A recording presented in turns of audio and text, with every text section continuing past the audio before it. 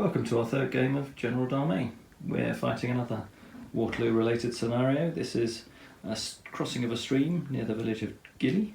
I think that's the way it's pronounced, after the French forced a crossing at Charleroi on the way to the battle at Ligny.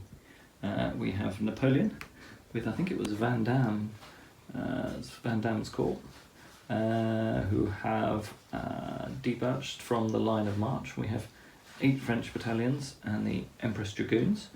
Actually today filled by 2 regiments of Perry standard plastic dragoons there, 2 foot batteries, a 12-pounder battery and an 8-pounder battery. The 8-pounders and the 12-pounders, and supported by French infantry, which you can see here, and in the distance there you've got Napoleon. Now, confronting these today, we've got a small Prussian brigade, short of the Landwehr battalion that I haven't yet mustered, so they still need finishing, but we have a regiment of troops actually from the Duchy of Berg. They fought in greatcoats and in French-style uniforms. And these figures may bear some resemblance to Perry plastic French. Supporting them, we've got a unit of Prussian hussars, I think they're the 6th hussars, and a small squadron of Landwehr lancers and a foot artillery battery. The observant you may notice that's actually a Dutch foot artillery battery. That's again, I've yet to finish the Prussian one. We have some light skirmishers, again from the Plastics Perry kit. And then we have some Count miniatures, which are the ones I'm collecting for the Prussians in the main. Here we go, there's a Fusilier battalion. And we've got a couple of line infantry battalions there as well from the 6th Infantry Regiment, facing off against all the French. So that's the deployment at the start of the game. The French have 10 turns to break 2 of the 3 Prussian brigades, and Prussians simply have to hang on that long and delay the French. Oh, there's the Hoover going off in the background. We'll catch up at the beginning of turn 1. Right, we're at the start of turn 3, just giving you a view of Corps Commander commanding this assault today, and Napoleon waiting to order the attack. And turn 1, both active French brigades have moved forward to the outskirts of the town. So now we're in turn 1 shooting phase, and Charlie, you can shoot with your Fusilier brigade at the skirmishers. So you'll get 3 dice, but you're firing at skirmishers, so you lose 1 dice, you get 2 dice needing a 5 or 6. Let's see, here you go. Well, that's not bad. Charlie's up to his usual standards in terms of dice rolling. 2 casualties of his first shot. In return, the French skirmishers will fire. They get 3 dice. They're firing into a built-up area. So again, there you lose 1 dice. So they get 2 dice. You've got a 2 and a 4. There we go. So no casualties from the French. So we'll move on. We've just completed movement at the beginning of turn 2. The French infantry brigade that was leading the assault has gone hesitant after taking those casualties from the garrison this turn. And over on the right, the French 2nd assaulting brigade has now moved up to the river. The skirmishers will now be able to engage the Prussian battalion, I think hiding behind that hedge, and there'll be some more musket fire. In addition, the French artillery is gearing itself up, and I'm sure will be firing at the Prussians over here. Alright, we'll move on to firing in turn 2. Right, we're at the start of turn 3. The French have the initiative. There was some long-range artillery fire. The 12-pounder battery took a couple of casualties from long-range fire from the Prussian artillery battery on the other hill. And needless to say, my 2 French batteries caused no casualties in return. Meanwhile, in the exchange of fire between the skirmishers, the French have lost an infantry base, and the troops garrisoning the village took no casualties. Although I think a couple of casualties were caused against the other musketeer battalion that's defending the hedge line over here. Meanwhile, the 3rd battalion of that regiment has formed up and taken possession of the village and is guarding the bridge. So we have 2 Prussian garrisons for the French to kick out. Otherwise, not much movement. We'll go on to turn 3. Let's see how far the French push the assault this turn. Right, at the start of turn 4 it really is hotting up in the centre. We're going to take a shot from that side of the table. You can see the French infantry division really moving into the attack now. Here we go.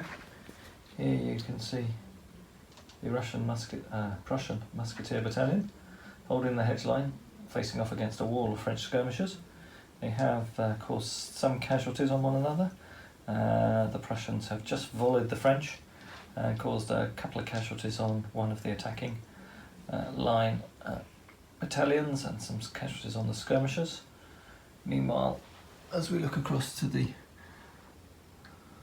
French side of the village, of the stream, we've got the Prussian Fusilier battalion now being assaulted by 2 French infantry battalions. We'll go and do the hand-to-hand combat, see how that turns out. We're back with the hand-to-hand combat results in a second. Right, turn 5, and the French have had some success. Their right-hand brigade has advanced over the river, and the 2nd Brigade has successfully assaulted the village. The Prussian garrison has retreated back out of the village, but the French have still got the 2nd part of the village to capture. So on we go with turn 5. The French have initiative. We'll do their movement and be back in a second. Right, we've just completed movement on turn 5. As you can see, the Empress Dragoons have finally decided to move. They're heading towards the ford they've found close to the village. In response to that, the Prussian Jaegers have moved off to the right into the marshy ground, where they're fairly safe from the attack from the Empress Dragoons, who can fire a few shots against them this turn. Whereas in a brave and perhaps foolhardy move, the Berg infantry that were sitting on the hill behind the artillery battery have over a couple of turns moved forward and are now forming a blocking force in the hope of being able to form square next turn before they're charged, or if they don't, if the French have the initiative, hoping to repel the attack in their column formation. Supporting them, the Prussian hussars and all hands have moved forward, again to try and delay the French advance across the table. On the other flank, one French battalion has charged home against the musketeers defending that hedge line, while the Fusilier regiment that was defending the village has now reformed, and some Berg infantry is also moving up in support. We'll see what happens as we go to close combat in turn 5.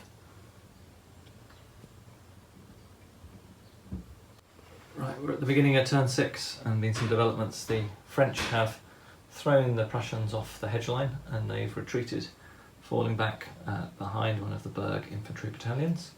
And there's still a pretty good Prussian defensive formation on this flank. The Prussians also have initiative, which is good. French heavy cavalry is about to come charging over the stream, which might cause some problems on this flank.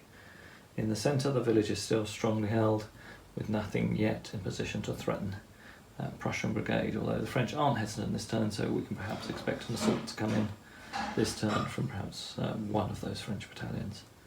So on we go with turn 6. We'll see how the battle unrolls. Only this turn and 4 further turns for the French to achieve victory. Right, movement's complete for turn 6, and as you can see, the first wing of the Empress Dragoons have charged the square of Berg infantry, whereas on the other flank the big French brigade has thrown its skirmish screen forward again to attack the Prussians formed up beneath the ridge line. and the infantry battalions are just shaking themselves down, getting ready for an assault. We're in the village. Again, got a battalion forming into march column. Have a go at storming its way across the bridge, and another battalion is down there looking to assault at the same time into the village. So we'll see how the attack goes from the 2nd French Brigade as well, potentially both happening in turn 7. We'll do the shooting, and then we'll do this close combat against the square. We'll let you know how this goes as we play out the rest of turn 6. Right, at the end of turn 6, we saw squares function as they should. The square repelled the attack by the Empress Dragoons. They then were forced to retire, take a casualty. They fled back across, or retired back across the ford, and in doing so unformed themselves and the other Empress Dragoons wing who were just about to cross the ford. So all in all, a bit of a cavalry mess there. Otherwise, not much action, quite a few casualties caused in volley fire by the Berg Infantry Battalion, caused 3 casualties, 1 on the skirmish screen and 2 on the battalion waiting to charge in. That's now taken 7 casualties, so I think that one will remain in support, and the following up French battalions will take the assault to the Prussian line. We'll see how things go on turn 7. Right, we've completed movement for turn 7. The weak French battalion is the one in the middle there. We've got 2 French battalions flanking, and indeed the one on the far right of the French line is assaulting that Berg infantry battalion. The other one has just moved up in support, and further French battalions for that brigade are now moving over the river and getting into position. Over here we were again assaulted with this French infantry battalion, and the column has started going over the bridge but was too far away to join in the assault, and we didn't have infantry assault orders anyway, and the rest of the infantry battalions are moving into the village. Meanwhile, the Empress Dragoons have reformed themselves to have another go. But the Prussian position here looks pretty strong. We've got that square still robustly holding itself, the skirmishers and the built-up area that can take a pop at the French Dragoons as they come over the river, an artillery battery in support, and a potential Prussian countercharge. So even though the Prussian cavalry is somewhat light, should still, let's just have a quick look at some of those figures, should well be able to stand up to the French attack, I think. Anyway, we're now into shooting for turn 7. Okay, well that went really badly for the French. The attacking infantry battalion, which was on the flank of those 2 French battalions there, has been thrown back across the river, unformed and retreating, and it unformed the battalion that was behind it. And similarly, the battalion that was assaulting the village is also now back beyond the river, unforming itself and unforming a battalion that had to flee through. So both took significant casualties, and the Prussians are still firmly in control of the village and have their strong defensive lines here. It's going to be up to the Empress Dragoons if they can make a difference here on turn 8. Okay, so we've actually got some charges that have gone home. The Empress Dragoons took 2-3 further casualties as they charged in from all the various different shooting, but they have managed to charge home with Elan, and the square has gone unformed as they rolled an 11 for their charge result. And similarly here, more casualties to the French infantry columns. It's charged in, but it has gone in against the village. Let's now just in real time work out the charge results. Okay, let's have a look at the melee table, Charlie. So that's 5 dice for the Empress Dragoons and 5 for your square. Mm-hmm. So elite cavalry, I get +1. Heavy cavalry, I get +2. And I get another +2 because I'm 2 morale grades above you and +1 for a land. So I need 2 more dice than the ones I've got there. But I've got 8 casualties, which means I lose 2 dice. That's it. So I have 1, 2, 3, 4, 5, 6, 7, 8, 9 dice. That could be quite tough. Okay, Charlie, you start with 5. You lose 1 because you're unformed, so you've got 4. All right, let's roll to see the results. I think that square could be being ridden down. Yeah, especially with a dice roll like that. So we've got, that was 5 casualties. Yeah, there's no chance I don't hit, even if I hit Oh, more. you've got 4! Mm-hmm. Wow. Oh, well, now here's an interesting result.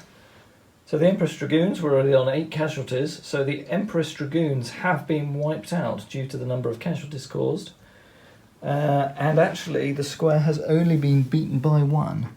So, cavalry versus infantry. Losing infantry retreats, and the cavalry takes the ground. So it's not a cavalry wipeout. And indeed, the Empress Dragoons have been destroyed.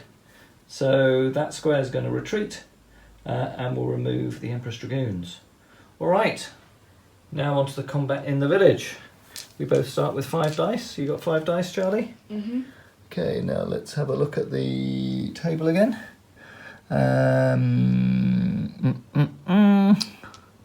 Have I got any casualties? I've got 4 casualties, so I lose a dice, and I'm attacking a built-up area, so I lose a dice. I don't think you've got any casualties at all, have you, Charlie? I've only got 2. 2, okay. So you roll 5 dice, I roll 3. I've got no casualties. And 2 You've casualties. just got 2 casualties, so you win by 2. So infantry versus built-up area.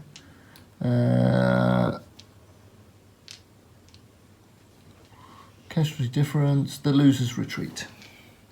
All right, so we'll just go and apply those results. Turn 9 in prospect for the French. Both of their infantry brigades have had to go hesitant, as we had to use an ADC and a reroll to try and make sure that the Empress Dragoons did not flee off the table. They have indeed survived, but the whole French attack is in disarray. Only one more turn to go to effectively break the Prussians. Doesn't look like it's going to happen. We'll do a brief exchange of fire, then come back with the final turn, turn 10. Here we are at turn 10, just after the movement phase. Looks pretty much all over for the French. Over here, the Empress Dragoons have decided, declining the opportunity to come across the ford. It's too far to go. The Prussian cavalry had retired a little bit, so they're out of charge range. They take some volley fire from those skirmishers, and probably some fire at closer range from that Prussian artillery battery on the hill. The Berg infantry over there have reformed, whereas, well, when we go all the way across here, somewhat depressingly for the French, the Prussian infantry have advanced into the contested part of the village and reoccupied that, as the French infantry brigade that's been attacking the village all day finally faltered and had to retire, having lost 1 battalion as it did its assault last turn. And then the final remaining French infantry brigade, 5 battalions left here, going to do a final assault against the Berg infantry line, but it's supported by a battalion of musketeers, and they also have a battalion of musketeers in their flank who advance slightly this turn to drive off the French skirmishers, so that doesn't bode well. We'll come back briefly and do a wrap up after this charge goes in. We'll see what happens. Right, the game's all over. The Prussian position is pretty impregnable. The Empress Dragoons have been scared off. The Prussians have reoccupied the village. They've got the much larger attacking French brigade in a bit of a vice here. Without infantry assault orders, it's 1 battalion coming into time. They've never had enough ADCs, the French, to get this brigade into infantry assault. And the flanking volley fire from the Prussians has been more than sufficient to drive back the latest French infantry attack. So the infantry battalion that was leading that attack has retired. We're now at turn 10. The Prussians are not close to losing 2 brigades. Both their brigades are at pretty good strength. One of the Berg units has taken 7 casualties. We'll just go around the other side and have a look.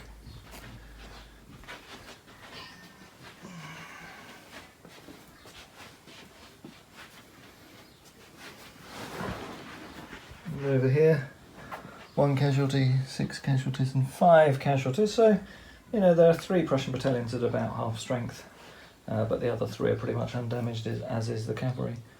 The French themselves have had 2 battalions wiped out. They've got another one on 5, another one on 7 casualties. And in the smaller brigade, They've got 1 on 10 casualties. So close to having a 3rd battalion wiped out and 2 other battalions at half strength. And of course they lost half the Emperor's Dragoons. And most importantly, don't have the pace to clear the table, the time and space to do it. So another great victory for the Prussians, or first great victory for the Prussians against the French, and another great victory for Charlie, who seems to wipe me out in pretty much every game we play. Anyway, hope you enjoyed this game. See you again next time.